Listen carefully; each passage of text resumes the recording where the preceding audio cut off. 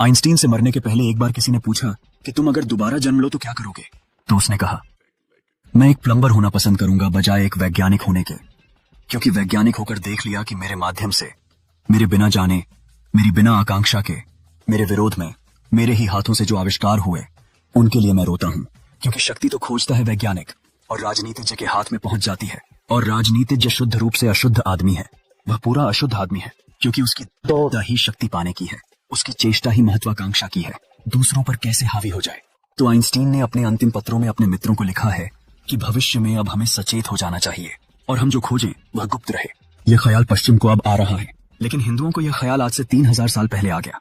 पश्चिम में बहुत लोग विचार करते हैं कि हिंदुओं ने, जिन्होंने इतनी गहरी चेतना की, उन्होंने विज्ञान की बहुत सी बातें क्यों न खोजी।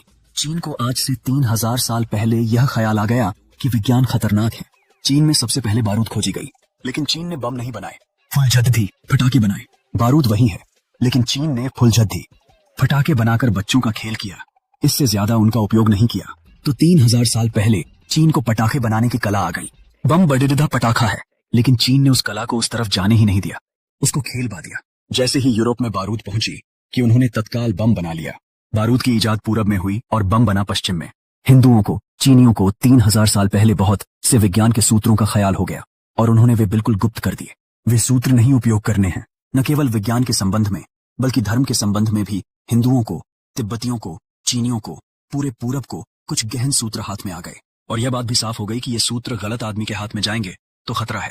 तो उन सूत्रों को अत्यंत गुप्त कर दिया। जब गुरु समझेगा शिष्य को इस योग्य, तब वह उसके कान में दे देगा। सीक्रेसी अत्यंत गुप्तता और गुह्यता है, और वह तभी देगा जब वह समझेगा कि शिष्य इस योग्य हुआ कि शक्ति का दुरुपयोग न होगा।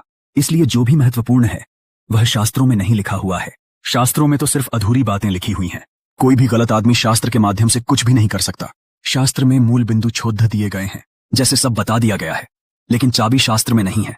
महल का पूरा वर्णन है, भीतर के एक एक कक्ष का वर्णन है, लेकिन ताला कहाँ लगा है इसकी किसी शास्त्र में कोई चर्चा नहीं है, और चाबी का तो कोई हिसाब शास्त्र में नहीं है। चाबी तो हमेशा व्यक्तिगत हाथों से गुरु शिष्य को देगा। जिसको हम मंत्र कहते रहे हैं और दीक्षा कहते रहे हैं, वह गुप्तता में जो जानता है उसके द्वारा उसको चाबी दिए जाने की कला है, जिससे खतरा नहीं है, जो दुरुपयोग नहीं करेगा और चाबी को संभाल कर रखेगा जब तक कि योग्य आदमी न मिल जाए।